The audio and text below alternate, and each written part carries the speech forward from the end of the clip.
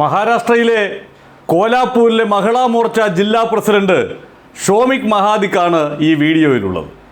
അവിടുത്തെ BJP സ്ഥാനാർത്ഥിയുടെ തെരഞ്ഞെടുപ്പ് യോഗത്തിൽ പ്രസംഗിച്ച് കത്തിക്കയറി വരുന്നതിനിടയിൽ മഹാദിക്കിൻ്റെ ഒരു ചോദ്യം: നാളെ നിങ്ങൾ ആരെയാണ് ഈ രാജ്യത്തിൻ്റെ ഭരണം ഏൽപ്പിക്കാൻ പോകുന്നത് എന്ന്. സ്വാഭാവികമായി ആ സംഘിണി ചേച്ചി വിചാരിച്ചിട്ടുണ്ടാവുക എല്ലാവരും ഇപ്പോൾ മോദി മോദി എന്ന് ആർത്ത് വിളിക്കുമെന്നാണ്. പക്ഷേ ആ വേദിയുടെ മുന്നിൽ നിന്ന് തന്നെ രാഹുൽ ഗാന്ധി എന്ന് ഉറക്കെ പറഞ്ഞത് കേട്ടപ്പോൾ അവരുടെ കൺട്രോൾ പോയി. ആ ചിരിയൊക്കെ ഒന്ന് നോക്കിയേ, മനുഷ്യൻ്റെ ഒരു അവസ്ഥ നോക്കണേ.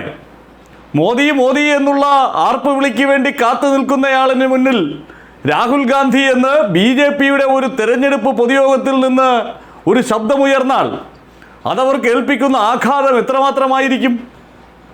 ശരിക്കും രാജ്യത്തിൻ്റെ ട്രെൻഡ് ഇതാണിപ്പോൾ.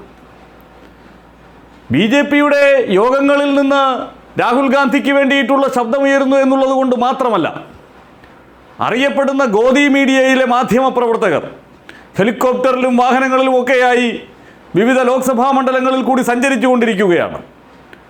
അവർ എല്ലായിടത്തും പ്രതീക്ഷിക്കുന്നത് BJPക്ക് അനുകൂലമായ ഒരു മഹാതരംഗമുണ്ട്, അതുകൊണ്ട് തന്നെ ആളുകൾ മുഴുവൻ വന്ന് മോദിയുടെ സ്തുതി പാടുമെന്നായിരുന്നു. പക്ഷേ ഉത്തർപ്രദേശിലടക്കം രാമക്ഷേത്രത്തെക്കുറിച്ച് ഒരക്ഷരം മിണ്ടാതെ ജനങ്ങൾ മുഴുവൻ ചോദിക്കുന്നത് വിലക്കയറ്റത്തെക്കുറിച്ചാണ്, തൊഴിലില്ലായ്മയെക്കുറിച്ചാണ്, ഇലക്ടറൽ ബോണ്ടിനെ കുറിച്ചാണ്. അപ്പോൾ പ്രതീക്ഷിച്ചതൊന്നുമല്ല ഈ രാജ്യത്ത് സംഭവിക്കുന്നത് എന്നുള്ളത് ജനങ്ങളുടെ പ്രതികരണത്തിൽ നിന്ന് ഗോദി മീഡിയയ്ക്ക് തന്നെ ഈ ലോകത്തോട് വിളിച്ചു പറയേണ്ടി വരുമ്പോഴാണ് BJPയുടെ പൊതുയോഗത്തിൽ നിന്ന് തന്നെ ഇത്തരത്തിലുള്ള സംഭവങ്ങൾ ഉണ്ടാകുന്നത്. ചെറിയ കാര്യമാണ്. ഒരു യോഗത്തിൽ ചിലപ്പോൾ ഒരു കോൺഗ്രസ്സുകാരൻ ഉണ്ടായിരുന്നിരിക്കാമെന്ന് നമുക്ക് ന്യായീകരിക്കാം. പക്ഷേ നേരത്തെ ഒന്നും ഇതുപോലുള്ള സംഭവങ്ങൾ ഉണ്ടായിട്ടില്ല. ആരെയാണ് നിങ്ങൾ ഭരണമേൽപ്പിക്കാൻ ആഗ്രഹിക്കുന്നത് എന്ന് ഒരു BJPയുടെ പൊതുയോഗത്തിൽ ഒരാൾ ചോദിച്ചാൽ മോദി എന്നല്ലാതെ വേറെ ഒരു ഉത്തരവും ഉണ്ടാകുമായിരുന്നില്ല.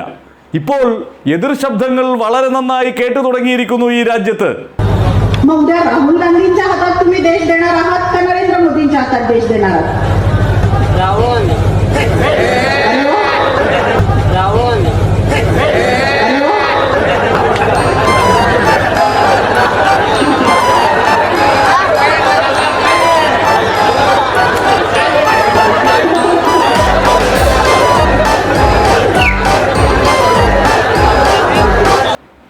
ആളുകൾ അവരുടെ സങ്കടങ്ങളെക്കുറിച്ച് പരസ്യമായി പറയാൻ തുടങ്ങിയിരിക്കുന്നു. രാമക്ഷേത്രത്തിനേക്കാൾ അപ്പുറത്ത് ഞങ്ങൾക്ക് ആവശ്യം തൊഴിലാണ് എന്ന് ജനം പറയാൻ തുടങ്ങിയിരിക്കുന്നു. വിലക്കയറ്റം കൊണ്ട് ഞങ്ങൾ പൊറുതിമുട്ടിയിരിക്കുകയാണ് എന്ന് ജനം പറയാൻ തുടങ്ങിയിരിക്കുന്നു. അത് ഗോദി മീഡിയയുടെ അവതാരകർക്ക് മുന്നിൽ തന്നെ ആളുകൾ പറയാൻ തുടങ്ങിയിരിക്കുന്നു എന്നുള്ളിടത്താണ് നാം കാര്യം കാണേണ്ടത്. ഇപ്പോൾ പ്രതിപക്ഷത്തിന് വേണ്ടി ഉള്ള ഏതെങ്കിലും ഒരു മാധ്യമപ്രവർത്തകൻ അദ്ദേഹത്തിൻ്റെ മൈക്കും കൊണ്ടുപോയി മുന്നോട്ട് വയ്ക്കുന്നതല്ല ഈ ദൃശ്യങ്ങളൊന്നും. എല്ലാം മോദിയുടെ ഭക്തജനങ്ങൾക്ക് മുന്നിലാണ് സംഭവിക്കുന്നത് എന്നുള്ളതാണ്. രാജ്യത്തിൻ്റെ മാറ്റം എങ്ങനെയാണ് അടിത്തട്ടിൽ സംഭവിക്കുന്നത് എന്നുള്ളതിൻ്റെ പ്രകടമായ ഉദാഹരണങ്ങളാണ് ഇതൊക്കെയും. तो जाति और धर्म की बात कहां से आ जाती है? 10 साल में गिनाने के लिए इनके पास कोई एक काम नहीं है.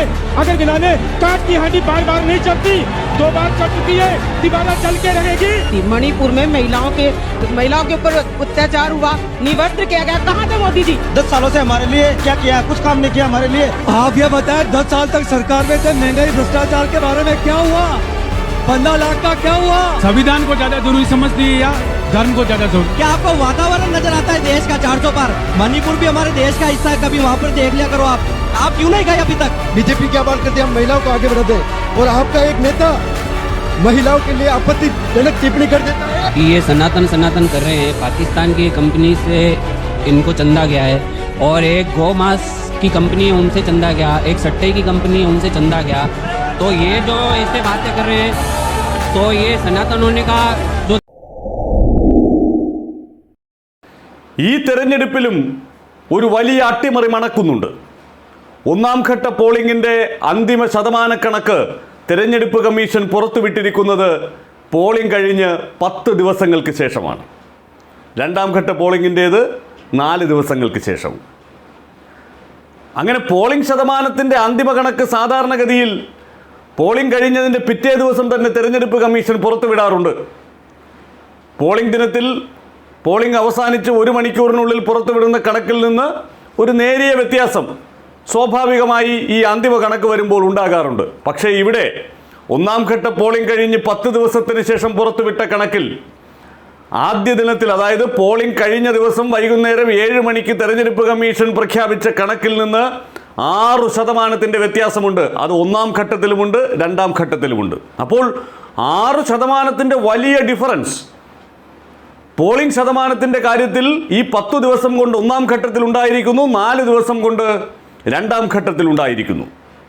സാധാരണഗതിയിൽ ഈ പോളിംഗ് കഴിഞ്ഞ് ശതമാനക്കണക്ക് ഔദ്യോഗികമായി പുറത്തുവിടുന്നതിനോടൊപ്പം EVM മെഷീനുകളിൽ രേഖപ്പെടുത്തിയ വോട്ടിൻ്റെ എണ്ണവും തെരഞ്ഞെടുപ്പ് കമ്മീഷൻ പുറത്തുവിടാറുണ്ട്. പക്ഷേ ഇക്കുറി അതുണ്ടായിട്ടില്ല. ശതമാനക്കണക്ക് മാത്രം. 2019 ഇതുപോലെ EVM യന്ത്രങ്ങളിൽ വന്ന വോട്ടുകളുടെ എണ്ണം കൂടി തെരഞ്ഞെടുപ്പ് കമ്മീഷൻ പുറത്തുവിട്ടിരുന്നു. നമ്മൾ ആ ഡാറ്റയാണ് ഇപ്പോൾ കാണുന്നത്. ഇലക്ട്രോണിക് വോട്ടിംഗ് മെഷീനിലെയും VVPAT സ്ലിപ്പുകളിലെയും വോട്ടുകളുടെ എണ്ണം തുല്യമല്ല എന്ന് പലയിടങ്ങളിലും ആക്ഷേപമുയർന്നു. അത് കേസായി. അപ്പോൾ അന്വേഷിച്ചപ്പോൾ ആ സ്ലിപ്പുകൾ എവിടെയെന്ന് ചോദിച്ചപ്പോൾ സ്ലിപ്പുകൾ നശിപ്പിച്ച് കളഞ്ഞു തെരഞ്ഞെടുപ്പ് കമ്മീഷൻ. ആ കേസുകളൊക്കെ വരുന്ന ഒരു ഘട്ടമായപ്പോഴേക്കും അങ്ങനെ ഈ ഇലക്ട്രോണിക് വോട്ടിംഗ് യന്ത്രത്തിലെ വോട്ടുകളുടെ എണ്ണം പുറത്തുവിടുന്നത് ഇത്തരത്തിൽ തട്ടിപ്പ് നടത്തിയാൽ അത് മനസ്സിലാക്കാൻ ആളുകൾക്ക് എളുപ്പത്തിൽ സഹായകരമാകുമെന്നുള്ളത് കൊണ്ട് ആ ഡാറ്റയെ അങ്ങ് ഒഴിവാക്കി. അന്നും ഇത് ചെയ്തു. ഇലക്ഷൻ കമ്മീഷൻ പ്രഖ്യാപിച്ച ഇലക്ട്രോണിക് വോട്ടിംഗ് യന്ത്രത്തിൽ പോൾ ചെയ്ത വോട്ടുകളുടെ എണ്ണം സംബന്ധിച്ച കണക്ക് ഇതുമായി ബന്ധപ്പെട്ട VVPAT സ്ലിപ്പിലെയും EVMലെയും വോട്ടുകളുടെ എണ്ണം തുല്യമല്ല എന്ന ആക്ഷേപം ഉയർന്നതിന് പിന്നാലെ ഇലക്ഷൻ കമ്മീഷൻ പിൻവലിച്ചു. ഇപ്പോൾ ആ ഡാറ്റയെ നൽകുന്നില്ല. പോളിംഗ് ശതമാനക്കണക്ക് നൽകാൻ പോലും 10 ദിവസം എടുക്കുന്നു എന്ന് പറഞ്ഞാൽ എന്താണ് അർത്ഥമാക്കേണ്ടത്?